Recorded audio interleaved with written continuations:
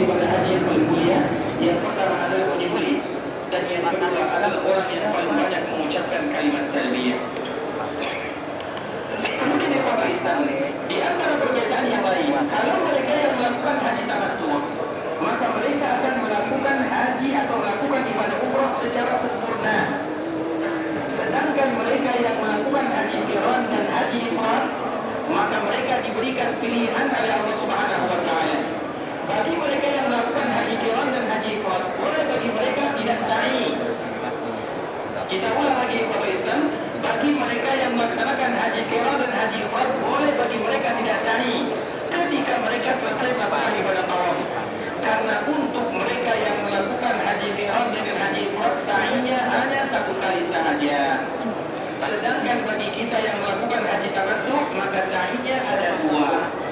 Itulah perbezaannya di antara haji tamattu, haji qiran dan haji ifrad. Namun kebanyakan kaum muslimin ikhwatul Islam, tentunya mereka akan melakukan haji tamattu, di mana mereka setelah melakukan tawaf, maka selanjutnya mereka akan melaksanakan ibadah tawaf yang berikutnya, atau yang kita kenal dengan istilah as-sa'yu bainas safa wal marwah, yaitu mereka melakukan sa'i di antara safa dan marwah.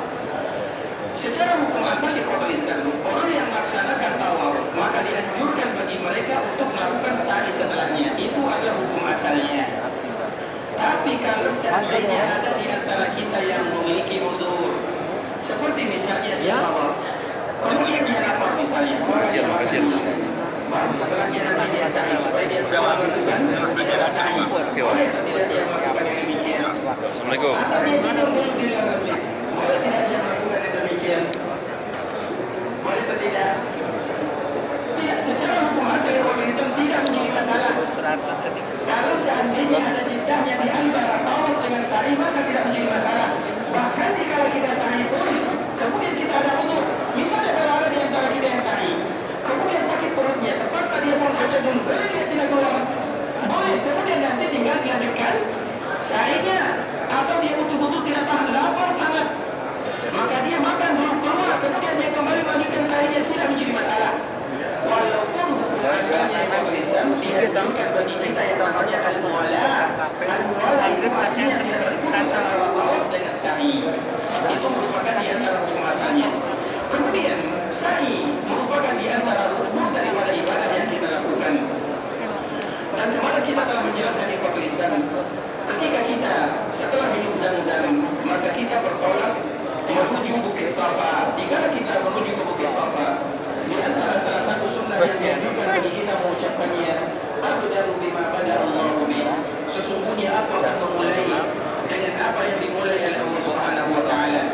Kemudian kita pun mengucapkan inna safa wal marwa min sya'airillah. Kemudian jika kita mengucapkan kalimat yang demikian, maka boleh juga bagi kita menambah kalimat yang lain. La ilaha illallah wahdahu la syarika lah, lahul mulku wa lahul hamdu wa huwa ala kulli syai'in qadir. La ilaha illallah wahdah anjaza wa'dah wa nasara 'abdah wa hazama al-ahzaba wahdah. Itu merupakan di antara kalimat yang dianjurkan bagi kaum muslimin untuk mengucapkannya. Namun kalau seandainya mereka tidak membacanya juga tidak menjadi masalah. Kalau seandainya ada di antara mereka yang tidak hafal, atau ada di antara mereka yang tidak mengucapkannya, maka juga tidak ada pengaruhnya. Tapi itu merupakan di antara sunnah yang dianjurkan bagi kita untuk melakukannya. Kemudian kemarin kita menyebutkan di kota Islam bahwa di antara salah satu tempat di mana doa itu dikabulkan oleh Allah Subhanahu wa taala ketika kita berada di atas Bukit Safa. Bukit Safa itu kota Islam bukan bukit sembarangan.